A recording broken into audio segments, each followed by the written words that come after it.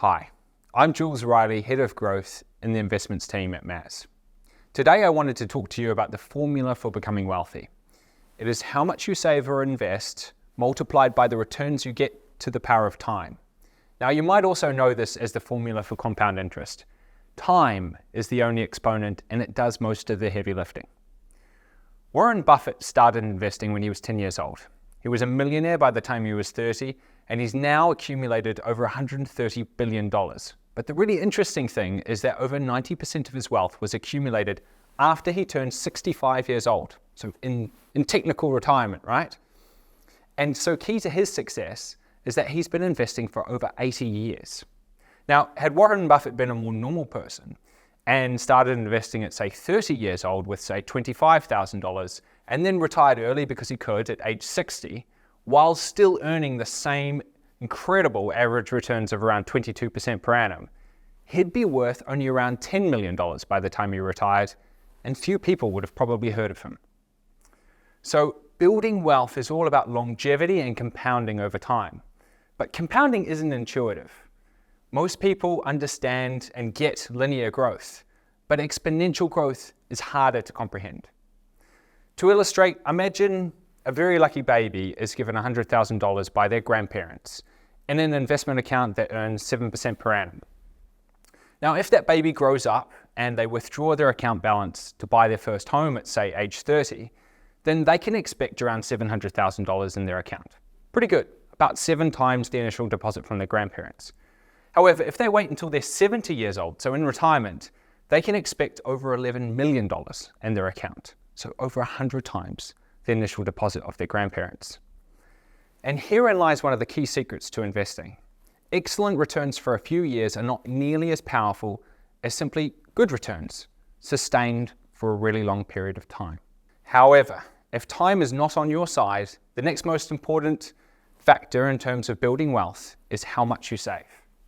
So saving $100,000 a year for 10 years at a 5% net rate of return will get you around $1.25 million at the end of the decade.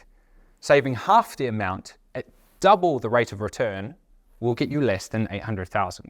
Okay, so we've talked about why how long you save and how much you save are so important in terms of building wealth over time. Next, I want to talk about taking risk and being optimistic while also planning for uncertainty.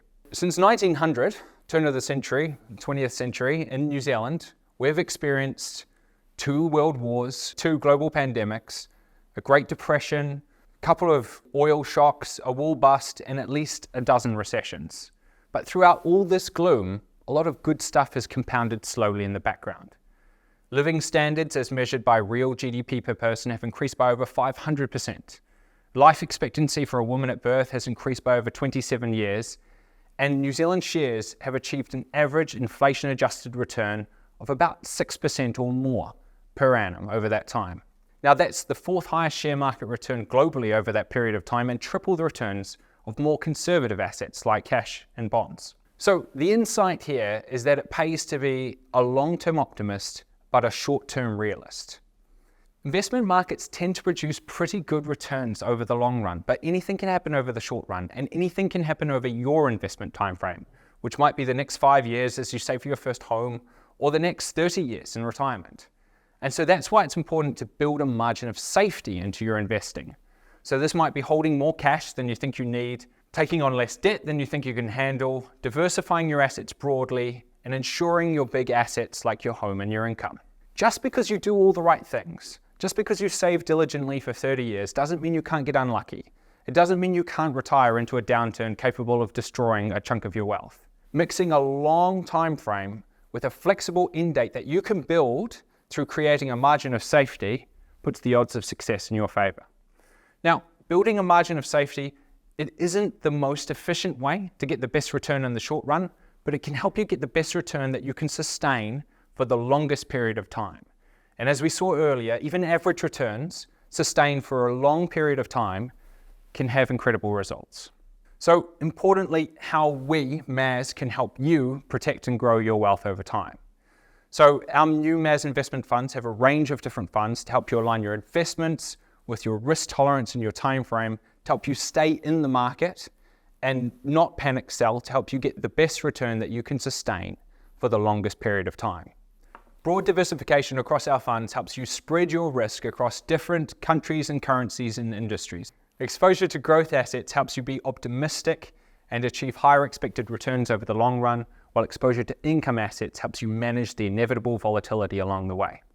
Our advisors can work with you personally to understand how much you need to save and invest to achieve your goals, while also building in a margin of safety to help you live with a range of future outcomes. They can work with you in your retirement or once you've achieved financial independence to help you understand how much you can sustainably spend from your capital so it lasts as long as you need it to.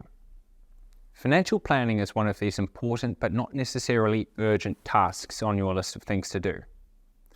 But as we've discussed, time is one of the most important factors in building wealth. And it's better to start sooner rather than later. And that's why we'd encourage you to get in touch with a MAS advisor to help you on your journey and get the ball rolling. Next week, next month, next year, whenever you need us, we're here for you.